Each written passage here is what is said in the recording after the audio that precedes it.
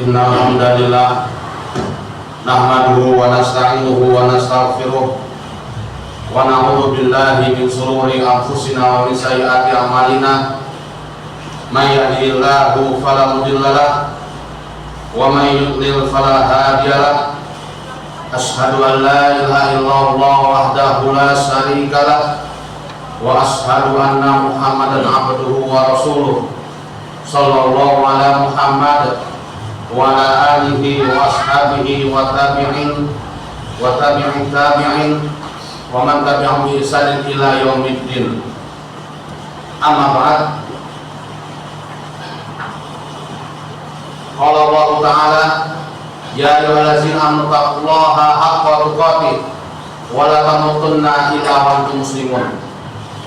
Wa qala Allah Ta'ala, ya ayyuhan nasu taqu rabbakum alladzi khalaqakum min nafsin wahidah wa khalaqa minha zawjaha wa batha minhuma rijalan katsiran wa nisaa'a wattaqullaha alladzi tasaaluna bihi wal arham innallaha kana 'alaikum raqiba. Wa qala Allah Ta'ala, ya ayyuhalladzina amanu taqullaha wa qulu qawlan sadida yuslih lakum a'malakum wa yaghfir lakum dzunubakum wa may yuti'illaha wa rasulahu faqad faza fawzan 'azima. Amma ba'd, fa ya ayyuhal hadirun usikum wa nafsi bi taqwallah faqad faza muttaqun. Hadirin jamaah salat Jumat, semoga Allah Subhanahu wa taala merahmati dan mengampuni dosa-dosa kita semua. Mengawali khutbah Jumat kali ini, khatib mengajak kepada diri pribadi dan juga kepada segenap jamaah kaum muslimin agar hendaknya kita senantiasa meningkatkan ketakwaan kita kepada Allah Subhanahu wa taala, yaitu diantara caranya dengan melaksanakan segala perintahnya dan menjauhi segala larangannya sebagaimana yang telah dijelaskan oleh Allah dan Rasulnya di dalam Al-Quran maupun Sunnah Nabi Sallallahu Alaihi Wasallam. Hadirin jamaah salat Jumat yang dirahmati oleh Allah Subhanahu wa taala. Ada salah satu program yang telah dicetuskan oleh Menteri Agama kita tentang gerakan sadar pencatatan nikah. Karena mengingat begitu banyaknya kaum muslimin yang melaksanakan pernikahan memang secara agama sah, tapi tidak diakui oleh negara, sehingga tanpa disadari biasanya ujung-ujungnya yang menjadi korban adalah perempuan dan anak-anaknya, serta tidak dapat memberikan ketahanan keluarga yang lebih baik daripada orang yang menikah dengan melakukan pencatatan dalam urusan agama. Maka kita sebagai kaum muslimin yang telah diatur oleh Allah dan Rasulnya, dan juga kita sebagai warga negara Republik Indonesia, ketika aturan dibuat selama tidak bertentangan dengan Al-Quran dan Sunnah, maka hendaknya kita melaksanakan dengan sebaik-baiknya agar dalam menjalankan ibadah yang sangat agung tersebut bukan hanya sah menurut agama, tapi sah dan diakui oleh negara sehingga membawa kebaikan untuk keluarga tersebut. Hadirin jamaah salat Jumat yang dirahmati oleh Allah Subhanahu wa taala. Tentunya Allah Subhanahu wa taala dan Rasulullah sallallahu alaihi wasallam telah menyampaikan kepada kita tentang kedudukan pernikahan dalam syariat Islam. Di antaranya adalah sabda Nabi sallallahu alaihi wasallam yang belum menganjurkan umatnya untuk menikah, terutama untuk para pemuda. Beliau sallallahu alaihi wasallam bersabda, ya ma'syar syabab man istata'a minkumul ba'a falyatazawwaj fa innahu aqaddu lil basar wa ahsanu lil farj wa man lam yastati' fa alaihi bis-shawmi fa innahu lahu wijah. Wahai para pemuda, barang siapa di antara kalian berkemampuan untuk menikah, maka menikahlah. Karena sesungguhnya nikah itu lebih menundukkan pandangan dan lebih menjaga kemaluan. Dan barang siapa yang tidak mampu, maka hendaklah dia berpuasa, karena sesungguhnya puasa itu dapat membentengi diri. hadis riwayat Imam Bukhari, Muslim dan lain-lain. Nabi SAW menganjurkan kepada umatnya, terutama pemuda yang memang sudah layak dan sudah saatnya untuk berumah tangga, maka jangan ditunda dengan berbagai macam alasan. Pekerjaannya masih sedikit, gaji belum seberapa dan sebagainya. Nabi SAW memerintahkan, dan ketika kita mentaati apa yang diperintahkan oleh Rasulullah SAW, maka tentu Allah Subhanahu Wa Taala pasti akan membantu kita karena kita adalah orang yang taat kepada Rasulullah SAW. Dan juga selain perintah tersebut, pernikahan juga bisa melahirkan ketenangan hati, ketentraman jiwa, serta menjaga kehormatan diri. Dalam hal ini Allah Subhanahu Wa Taala berfirman dalam surah Ar-Rum ayat 21, wa min ayatihi an khalaqalakum min anfusikum azwajan litaskunu ilaiha wa ja'ala bainakum mawaddatan wa rahmah inna fi dzalika laayatin liqaumin yatafakkarun. Dan di antara tanda-tanda kebesarannya ialah Dia menciptakan pasangan-pasangan untukmu dari jenismu sendiri. Allah SWT menciptakan pasangan untuk kita dari jenis kita sendiri, yaitu manusia, bukan jin, bukan malaikat, dan bukan hewan. Tujuannya apa? Agar kamu cenderung dan merasa tentram kepadanya, dan dia menjadikan di antara rasa kasih dan sayang. Sesungguhnya pada yang demikian itu benar-benar terdapat tanda-tanda kebesaran Allah bagi kaum yang berpikir. Jadi selain Rasulullah SAW memerintahkan umatnya untuk menikah, Allah SWT juga menyebutkan keutamaan yang bisa diperoleh baik dalam hal keduniaan, ketika kita hidup di dunia dengan tenangnya hati, ketentraman jiwa, serta menjaga kehormatan. Dan juga Nabi SAW memberikan pahala yang demikian luar biasa bagi orang yang melaksanakan pernikahan, sebagaimana sabda beliau SAW yang diriwayatkan oleh Imam Baihaqi, "Idza tazawwaja 'abdu faqad istakmala nisfad din falyattaqillaha fima baqiya." Jika seorang hamba menikah, maka ia telah menyempurnakan separuh agamanya. Oleh karena itu, hendaklah dia bertakwa kepada Allah untuk separuh yang tersisa. Maka ini merupakan keuntungan bagi orang yang menjalankan perintah Allah dan Rasulnya, yaitu melaksanakan ibadah pernikahan. Hadirin jamaah salat Jumat yang dirahmati oleh Allah Subhanahu wa Ta'ala. Apa sih tujuan dari pernikahan? Tentunya banyak sekali dijelaskan oleh para ulama tentang tujuan dari pernikahan.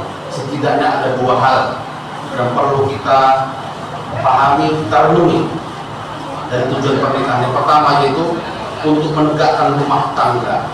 Dan yang diharapkan tentunya adalah rumah tangga yang islami, yaitu rumah tangga yang berdiri di atas syariat Islam, menjalankan hukum Allah. Maka ketika rumah tangga tersebut benar-benar rumah tangga yang islami, yang menegakkan syariat Islam, maka tentu insya Allah akan menjadi rumah tangga yang sakinah, penuh dengan ketenangan, mawaddah, penuh dengan rasa cinta, dan rahmah, penuh dengan kasih sayang. Karena itulah yang hendak dicapai. Yang kedua yaitu mendapatkan keturunan yang soleh dan solehah.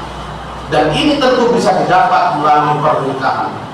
Dan keuntungan ketika kita mendapat anak yang soleh dan solehah, maka ini sangat luar biasa sekali, sebagaimana sabda Nabi SAW yang menyebutkan bahwasanya ketika seseorang menikah dan dikaruniai anak yang soleh yang selalu mendoakannya, maka itu adalah menjadi sesuatu yang sangat berguna bagi orang tua yang telah meninggal dunia. Nabi SAW bersabda, "Idza mata ibnu Adama inqata'a amaluhu illa min thalathin." Ketika seseorang telah meninggal dunia, maka terputuslah amalnya kecuali 3 perkara, yaitu sedekah jariyah, sedekah jariyah, sedekah yang barangnya tidak habis dan bisa dimanfaatkan terus-menerus. Aw ilmin yuntafa'u bihi, ilmu yang bermanfaat. Aw waladin sholihin yad'u lahu, dan anak soleh yang mendoakannya. Riwayat Imam Muslim. Tentu mendapatkan anak yang soleh hanya akan diperoleh dengan jalan melalui pernikahan. Dan juga yang perlu kita ketahui bahwasanya anak dapat memasukkan bapak dan ibunya ke dalam surga sebagaimana sabda Nabi SAW, diperintahkan kepada anak-anak di surga, masuklah ke dalam surga. Mereka menjawab, wahai Rabbku, kami tidak masuk surga hingga bapak dan ibu kami masuk terlebih dahulu. Inilah anak yang berbakti terhadap orang tuanya. Diperintahkan oleh Allah masuk surga, mereka mengatakan kami tidak akan masuk surga sebelum orang tua kami masuk. Ketika mereka, itu bapak dan ibu datang, maka Allah SWT berfirman kepada mereka, aku tidak melihat mereka terhalang. Masuklah kalian ke dalam surga. Mereka mengatakan, wahai Rabbku, bapak dan ibu kami bagaimana? Allah berfirman, masuklah ke dalam surga bersama orang tua kalian. Dari Imam Ahmad nomor 16.520. Ini keistimewaan ketika kita memiliki anak yang soleh dan soleha yang tentunya dapat diperoleh dengan jalan pernikahan. Hadirin jamaah Jumat yang dirahmati oleh Allah SWT, maka tentunya agar pernikahan kita itu dapat berjalan dengan baik, nyaman dan bahagia, maka tentunya kita laksanakanlah dua hal: sah menurut agama dan sah juga menurut pemerintah.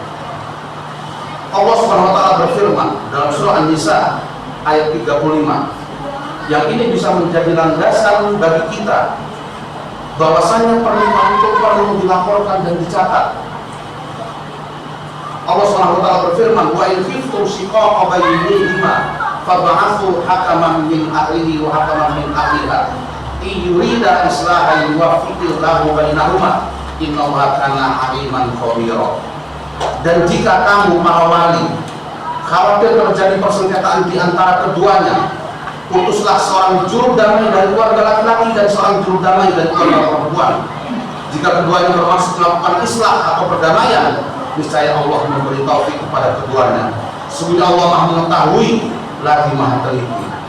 An-Nisa ayat 35. Ketika terjadi permasalahan dalam rumah tangga, maka masing-masing pihak memutus juru damai dari pihak laki-laki maupun pihak perempuan. Dan tentunya hal ini bisa terjadi ketika seseorang melakukan pernikahan secara resmi menurut negara. Tapi kalau hanya sekedar nikah saja, orang tidak tahu kalau menikah atau tidak. Dan tidak ada dokumen resmi yang bisa dipertanggungjawabkan. Dan juga kaidah usul fikih yang menyebutkan mana yatimul wajibu illa bihi fahuwa wajib. Sesuatu yang tidak sempurna kewajiban kecuali dengannya, maka sesuatu itu hukumnya wajib. Ketika seseorang melaksanakan pernikahan dan dia sudah wajib hukumnya untuk menikah karena sudah memenuhi syarat, dan tentunya agar itu bisa sempurna dengan baik, maka harus dilaksanakan pencatatan. Maka secara otomatis berdasarkan kaidah usul fikih tersebut, pencatatan nikah itu menjadi hukumnya wajib. Hadirin jamaah salat Jumat yang dirahmati oleh Allah SWT, tentunya banyak manfaat sekali, sangat banyak manfaat yang dapat diperoleh bagi seseorang yang melakukan pernikahan dan dia melakukan pencatatan di kantor urusan agama. Yang pertama, perlindungan hukum. Pencatatan nikah memberikan perlindungan hukum bagi suami, istri, dan anak-anak. Karena akta nikah menjadi bukti sah atas pernikahan yang sangat penting dalam berbagai urusan seperti hak waris, hak asuh anak, perceraian, dan pembagian harta bersama. Manfaat yang kedua, kepastian hukum. Dengan adanya pencatatan nikah, status pernikahan menjadi jelas dan pasti. Hal ini dapat mencegah terjadinya perzinahan atau pernikahan siri yang tidak tercatat, yang seringkali menimbulkan masalah hukum di kemudian hari. Yang ketiga, ketenangan batin. Bagi pasangan yang telah menikah, pencatatan nikah memberikan ketenangan batin karena status pernikahan mereka diakui secara hukum dan agama.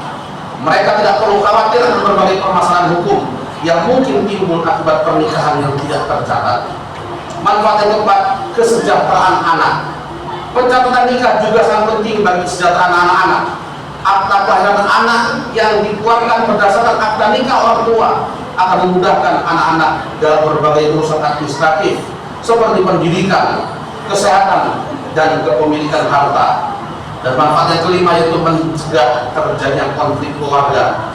Kalau pencatatan nikah dapat mencegah terjadinya konflik keluarga di masa depan. Dengan adanya akta nikah, hak dan kewajiban suami istri menjadi jelas sehingga dapat meminimalisir potensi perselisihan. Aku berdoa astagfirullah li wa lakum wa lil jami'il muslimin min kulli dzanb fastaghfiruh innahu huwal ghafurur rahim.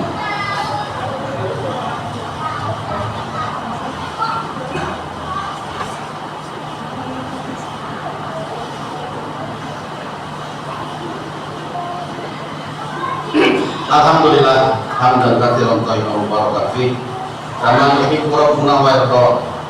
Asyhadu an la ilaha illallah wahdahu la syarikalah wa asyhadu anna Muhammadan abduhu wa rasuluh sallallahu alaihi wa ala alihi wa sahbihi wa sallam tasliman katsiran. Qala Allah Ta'ala ya ayyuhallazina amanu taqullaha haqqa tuqatih wa la tamutunna illa wa antum muslimun. Hadirin jamaah salat Jumat yang dirahmati oleh Allah Subhanahu wa taala. Maka ketika kita melakukan pernikahan tanpa melaporkan dan melakukan pencatatan di kitab pertuturan agama, maka akan ada masalah yang muncul. Yang pertama itu sulit mengurus dokumen kependidikan. Ada seorang kepala sekolah nelfon saya, Ustaz, anaknya kan mau dapat ijazah sebentar lagi karena sudah mau naik kelas 6, sementara dulu orang tuanya dikasirin. Sementara ketika mau mengisi ijazah harus sesuai dengan akta kelahiran. Bagaimana solusinya?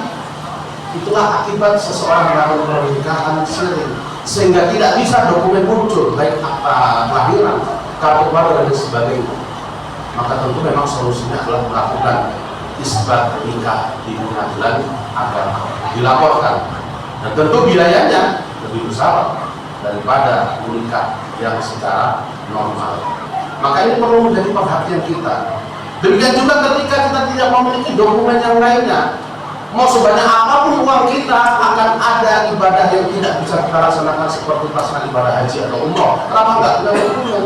Kenapa dari awalnya menikahnya sendiri, sehingga tidak punya kartu keluarga, tidak punya KTP, tidak punya akta kelahiran dan lain sebagainya, sehingga pengurusan paspor pun juga kesulitan.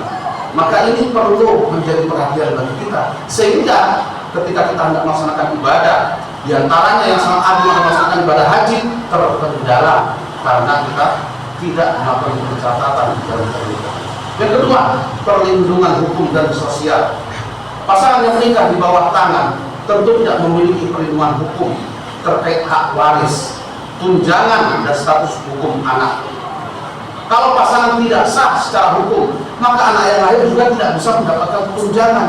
Misalnya seorang ASN yang tentu anak memiliki hak untuk mendapatkan tunjangan 2 orang, tapi karena nikahnya siri atau mungkin nikah keduanya memiliki anak tidak tercatat, sehingga dia tidak memiliki dokumen, maka tidak memiliki hak sama sekali. Maka tentunya tidak dapat kita pungkiri banyak mafsadat dan banyak kerugian ketika kita melakukan pernikahan tanpa dilaporkan dan dicatat di kantor urusan agama. Saya menghimbau kepada seluruh kaum muslimin, baik kan anak yang mau menikah atau yang hendak ingin menikah, maka hendaknya menikah secara agama sah dan juga secara negara juga diakui, sehingga dalam melaksanakan dalam menjalankan kehidupan rumah tangga dapat berjalan dengan sebaik-baiknya. Allahumma sholli ala Muhammad wa ala ali Muhammad kama shallaita ala Ibrahim wa ala ali Ibrahim innaka Hamidum Majid. Allahumma barik ala Muhammad wa ala ali Muhammad kama barakta ala Ibrahim wa ala ali Ibrahim innaka Hamidum Majid. Allahumma ighfir lil muslimina wal muslimat wal mu'minina wal mu'minat al ahya'i minhum wal amwat innaka sami'un qaribun mujibud da'wat ya qadir hajat. Allahumma arina al-haqqa haqqa warzuqna ittiba'ah wa arina al-batila batila warzuqna ijtinaba. Rabbana zalamna anfusana wa illam taghfir lana wa tarhamna lanakunanna minal khasirin. Rabbana innana amanna faghfir lana dzunubana wa qina adzabannar. Rabbana atina fid dunya hasanah wa fil akhirati hasanah wa qina adzabannar. Wa sallallahu ala nabiyyina Muhammadin wa ala alihi wasallam. Subhana rabbika rabbil izzati amma yasifun wa salamun alal mursalin walhamdulillahi rabbil alamin. Ibadallah, innallaha ya'muru bil adli wal ihsan wa ita'i dzil qurba wa yanha 'anil fahsya'i wal munkari wal baghi ya'izukum la'allakum tadhakkarun. Fadhkurullaha yazkurkum was'alu bil fadli yu'tikum wa la tas'alu akbar. Aqimus shalah.